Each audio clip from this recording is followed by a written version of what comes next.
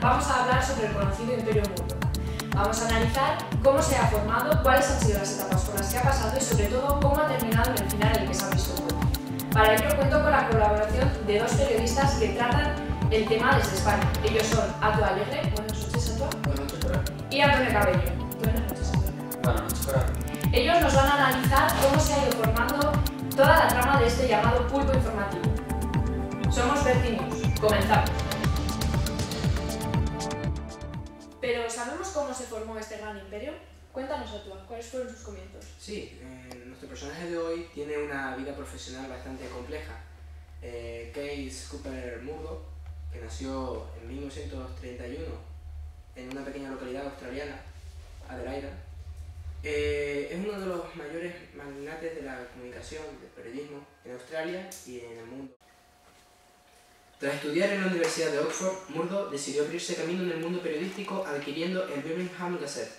Con poco más de 20 años asumió la presidencia del Holding News Limited, creado por su padre, Kate Murdoch, un grupo de empresas que contaba con medios como Adelaide News o The Sunday Mail. Poco a poco irá adquiriendo cabeceras como el Sunday Times and New Ideas. La News Limited compra la Newspaper Limited, propietaria de cabeceras como el Daily Mirror o The Sunday Mirror, e inmediatamente adquiere algunos pequeños canales de visión.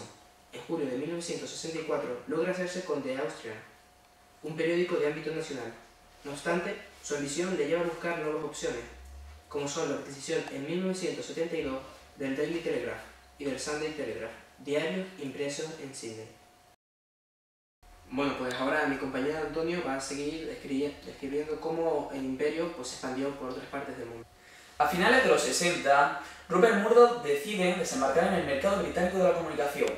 Aunque las dificultades en este país son muchas, ya que la competencia era muy grande, poco a poco va consolidando su presencia en el mismo. Su primer paso será la adquisición del diario The Sun en 1969, diario que, para que os hagáis una idea, en poco tiempo triplicará sus ventas. 2 años más tarde se hará con otro como es el London Weekend Television, de la que se desprenderá finalmente en 1979 para conseguir el Channel 10 de Sydney. Así, en la isla británica, el paso más importante será la compra en 1981 de los prestigiosos diarios The Times y The Sunday Times, no sin antes superar los numerosos problemas e incrementar así la nómina de enemigos que ya tenía, como es el diario The Guardian, y entre ellos también que heredar el diario News of the World, que es el que ahora está en todo el tema de las relaciones legales. A mediados de los 70 se establece en Nueva York, donde se hace con el New York Post en 1976 y una serie de revistas. Más tarde, en 1981, compra el Herald American, que finalmente se llamará Boston Herald, y 2 años después el Chicago Sun-Times, además de adquirir la principal empresa del sector editorial norteamericano, el News American Publishing. Más adelante, en 1986, expandirá su mercado hacia el terreno televisivo con el canal Fox Television, así como el Blue Sky británico en 1990, así también con vía satélite. Desde 1997, Murdoch controla el 75% de los contenidos que se ven en el planeta, a través de sus operadores de cable, satélite y televisión. Nada más y nada menos que en Estados Unidos posee 22 cadenas de televisión, un servicio de 24 horas de televisión por cable, la prestigiosa revista T-Guide, el periódico New York Post y el estudio cinematográfico 20th Century Fox, y además incluso de un equipo de béisbol como es Los Ángeles Dodgers. A esto hay que sumar sus casi 800 empresas alrededor de 52 países que se encuentran en todo el mundo. Tras esta breve sinopsis podríamos dar por concluida la biografía de Rupert Murdoch. Bien, ahora pasamos al siguiente tema. Ya nos ha quedado claro que Rupert Murdoch posee un grandísimo imperio, que sin embargo, por suerte o por desgracia, actualmente se está viendo tambaleado. Cuéntanos, Atua, ¿qué ocurre con el imperio de Murdoch? Sí, todo comienza en septiembre de 2005, cuando el periódico dominical The News of the World publica una noticia sobre la lesión de una de las piernas del príncipe Guillermo, que solamente era conocida por su entorno más cercano. A partir de entonces, comienza uno de los escándalos periodísticos más grandes que ha conocido la historia del país británico. Tras este y otros hechos que afectan a la corona inglesa, comienza una investigación policial en la que Clive Goodman, periodista de News of the World, y el detective Glenn Mulcair reconocen haber obtenido información a través de escuchas ilegales.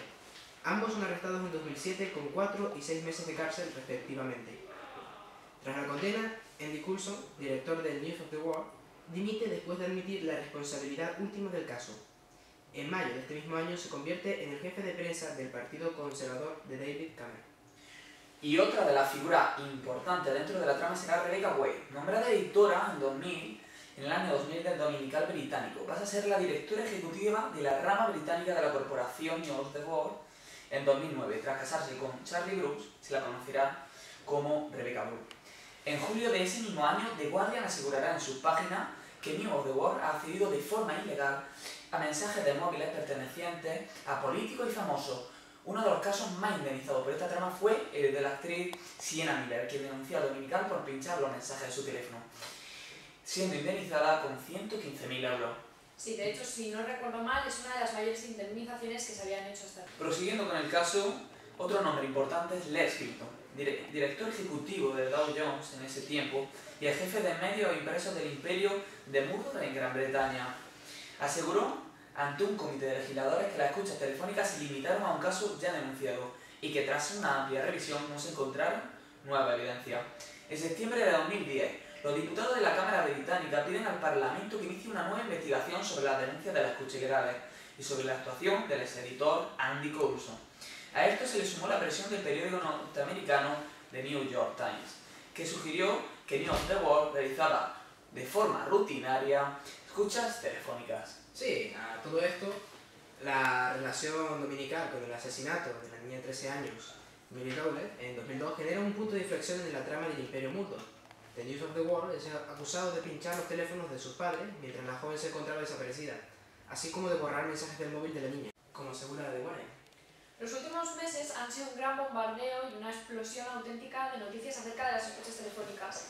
Cuéntanos, Otto, ¿en qué consisten esas escuchas? Sí, en enero de este año, la policía británica decide abrir una nueva investigación después de asegurar en julio de 2009 que no había necesidad de ir más allá en el caso.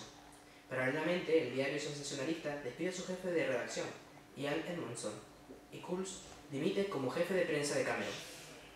En abril, tras los arrestos de Ian Edmondson y el reportero jefe Hubert Lake-Nivelle, de News of the World reconoce su papel en el caso de las escuchas. Y finalmente, entre el 5 y el 7 de junio se publicarán en diferentes medios las acusaciones a News of the World, así de pinchar diferentes teléfonos y direcciones de correo para obtener información tanto de las víctimas del 11S como de la guerra de Irak, de Afganistán, así como la posible vinculación de Cameron en la escucha de las víctimas del 15J, el famoso atentado del 15J. Después de esta batería de acusaciones, Rupert Murdoch decidirá cerrar News of the World. 2 días más tarde, el 10 de julio, el Dominical, con 168 años de historia, publicará su última portada con el titular «Gracias y adiós».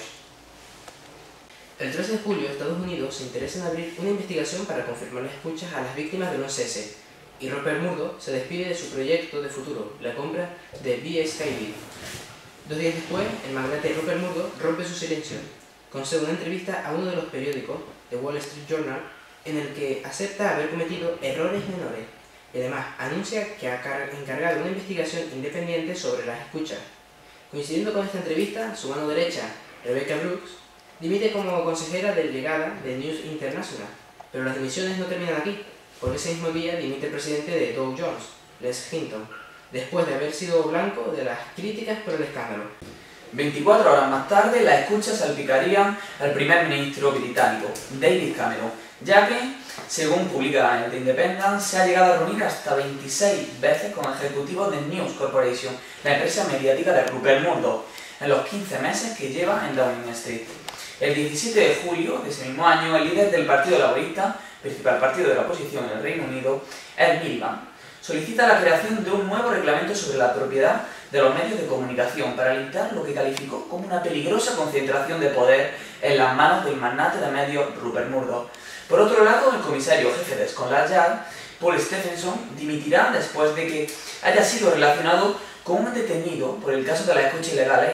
Por último, ese mismo domingo, la directora de la división británica de News Corporation, Rebecca Brooks, es puesta en libertad bajo fianza tras permanecer varias horas detenida y ser interrogada por la Policía Metropolitana. La mañana siguiente, Cameron anuncia que el Parlamento británico celebrará una sesión de emergencia el día 20 de julio para discutir el creciente escándalo de las escuchas.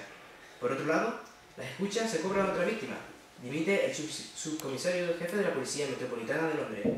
Ese mismo día, Sean Ward, el primer periodista que denunció la implicación de Andy Coulson en los pinchazos telefónicos del News of the World, aparece muerto en su casa, aunque su fallecimiento no se considera en principio vinculado a un suicidio o a causas violentas.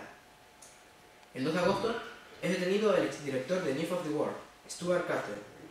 Días más tarde, News Corporation anuncia que la hija de Rupert Murdoch no se unirá a la junta directiva de la empresa como estaba previsto. El 10 de agosto, Greg Miskey, director del periódico durante los años en los que supuestamente tuvieron lugar las escuchas, es detenido y puesto en libertad bajo fianza un día más tarde. Finalmente, el 16 de agosto, una carta de una periodista condenado por los pinchazos telefónicos del News of the World revela que esas prácticas formaron parte de los debates de las reuniones editoriales.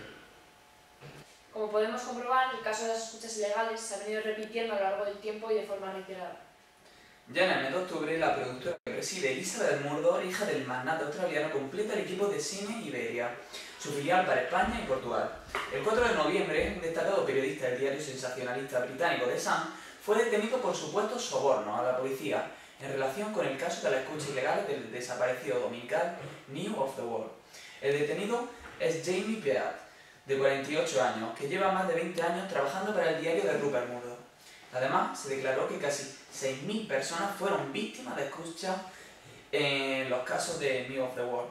El 10 de noviembre de este mismo año, James Murdoch comparece ante los juzgados para aclarar si tenía conocimiento de las prácticas ilegales que se estaban haciendo. Él mismo indicó que no tenía mucha información del entonces director Mailer Collins y debería haber tenido más datos cuando probó un importante soborno a una víctima del espionaje. News Corp mantuvo durante mucho tiempo que las escuchas eran obra de un periodista deshonesto y un detective privado que fueron a la cárcel por el delito en 2007. Murdoch aprobó el pago a la víctima del espionaje, el responsable de la Federación de Fútbol Gordon Taylor, en el año 2008. De hecho, Murdoch negó que él mismo hubiera engañado a la comisión parlamentaria, aunque sí expresó cierto arrepentimiento, a diferencia de en su comparecencia de julio ante la comisión, donde dijo: en varias ocasiones, y pido perdón por eso, la compañía pasó una defensa agresiva demasiado rápido. Después de esto, Watson ha dicho al presidente de New International: usted debe ser el primer jefe mafioso de la historia que no sabía que estaba dirigiendo una empresa criminal. El martes 8 de noviembre, News of the World espió a un abogado de víctimas de las escuchas. El dominical recurrió, según publica el martes el diario The Guardian, a los servicios de un especialista en contravigilancia para seguir y grabar en vídeo a dos letrados, Mark Lewis y Charlotte Harris, conocidos por representar a algunas de las víctimas más notarias de la red de escucha. Y hasta aquí podríamos dar por concluido lo que llega hasta nuestros días del caso News of the World. Para cerrar este especial informativo, solo cabe decir que el imperio de Rupert Murdoch tiene ante sí un futuro incierto. ¿Cómo veis vosotros el futuro del imperio de Rupert Murdoch? Comienzo yo. Creo que deberíamos de sentarnos a ver cómo transcurre este último juicio a la familia Murdoch y después las expectativas pues no son muy claras, pero no sé cómo va a seguir adelante. Por lo tanto, tienen que estar atentos a nosotros y a los informativos porque seguramente esto dé muchos giros.